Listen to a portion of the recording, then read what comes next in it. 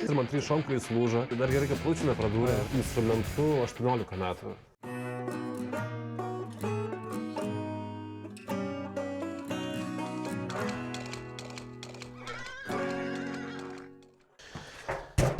Kas tu? Taip, aš esu Deividas.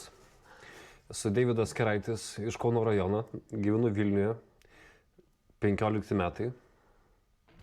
Turbūt. Aha. Taip. Ką tu čia veiki? Gyvenu, dirbu, egzistuoju. Sakei. Užsiminėjau įvairiausią veiklą pastaruoju metu. Nu, įvairiausią veiklą. Muzikuoju. Okay. Iš tikrųjų. Tai va. Kur muzikuoji?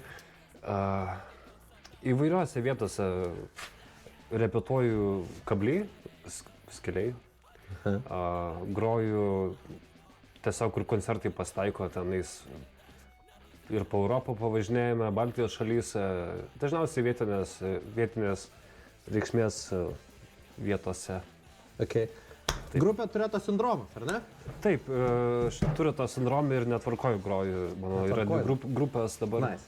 Tai va, yra pagrindinės, kuriamis dabar jau užsiemu. Okay. Kai mes susipažinom, tu groji tikrai Tureto sindromą jau? Aš tada grojau ir Tureto sindromą ir grojau Martynas pabėgimas ir sunkinančias aplinkybės buvo grupė. Bet mes jau nebegrojame 2019 metų, man atrodo.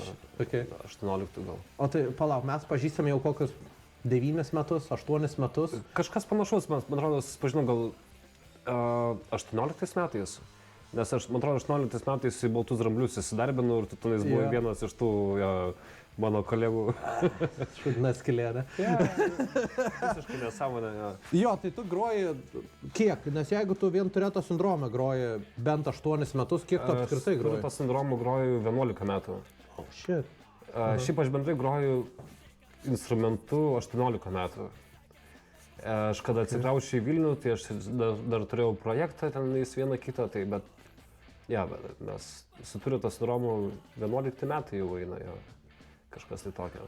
O netvarkoju yra 21 metai, bet aš prie jų prisijungiu tik tai per COVID, tai čia buvo gal 2020 metais, tai prieš praktiškai 6 metus.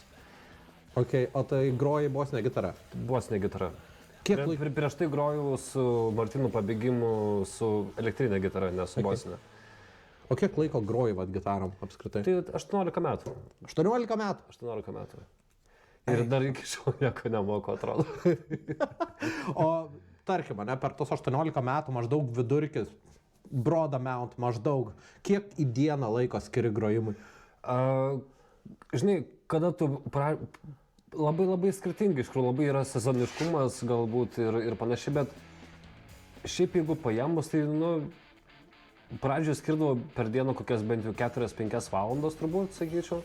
Dabar mažiau, dabar tik tai namuose truputėlį pasigroju ir per repeticijas, kokias 3 valandas tenais, kažką tai, bet per savaitę gaunasi kokias 3-4 dienas, po kokias 3-4 valandas, aš manau. Pastaruoju metu, nes kadangi atsiranda darbai, įsipareigojimai ir tu nebeturi tiek laiko skirti visiems dalykam. Kodėl tu tai darai? Kam tu groji? Nes man patinka. Aš groju ne dėl publikos, kad jiems patiktų, aš groju dėl savęs, nes tai yra faina, tai labai ir tu groji ne dėl pinigų kažkokių, nes tu iš tokios muzikos neužsidirbsi nieko, žinai. Tu groji dėl savęs iš tikrųjų. Labai psichologiškai padeda, kadangi pas mane yra žiauriai faini grupės nariai. Mes esame tikrai geriausi draugai visi abiejose grupėse ir susitikimės galime praleisti, tarkim, 1,5 valandos iš 3 valandų tiesiog pizdėlindami apie beleką, apie savo išgyvenimus, kas įvyko ir panašiai, bet tik paskui nueini pagroti, žinai. Ir tas, žinai, yra, man atrodo, svarbiausia, kad būti su žmonėm, kurie tau patinka, o paskui koncertui labai fainas yra tas feedbackas, tarkim, žinai, pagroji, tu čia gerai pagroji, smagu, žinai, bet tu groji dėl savęs, nes tai yra užsiėmimas ir toksai išėjimas iš rutinos kažkokios, tai pagrindė. O ką pasiūlytum žmogui, kuris nori kažką daryti, bet bijo švaistyti laiką tai darant? Na, tu laiką vis tiek švaistysi, nes, žinai,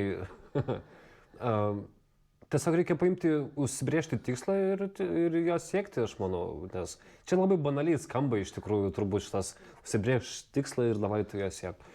Bet svarbiausia yra susirasti kompaniją, su kuria tu nori tai daryti.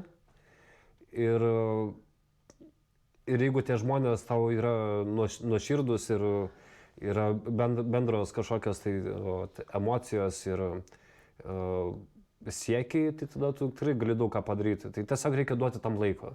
Ir nereikia galvoti, kad tu laiką švaistai, nereikia tai žiūrėti, kad yra laiko švaistimas. Tai nėra laiko švaistimas, tai tiesiog tai yra, nežinau, kažkokia įžanga į kažką, tai aš manau. Tai rezme, jeigu kažką sugalvoji, ką nori daryti, geriau tiesiog daryti. Jo, aš žinau, kad kartais tingisi, gal tau atsiranda dar kažkas, bet, reikia daryti. Čia, žinai, lengva pasakyti, žinai, kiekvienas turi savo kažkokias psichologinės dalykus, gal emocijas ir panašiai, bet, tiesiog reikia imti ir daryti. Ir kūryba iš tikrųjų niekada neatsiranda iš ten kažkokio persistengimo, tai tiesiog turėtų savaime, man atrodo, atsirasti ir tiesiog imti, bandyti ir nusivilti. Visa tai yra nusivylimas, iš tikrųjų 70% tai yra nusivylimas ir kokiu 30% yra sėkmė, aš manau, čia taip bendrai paėmus, pagal mano bent jau visą patirtį.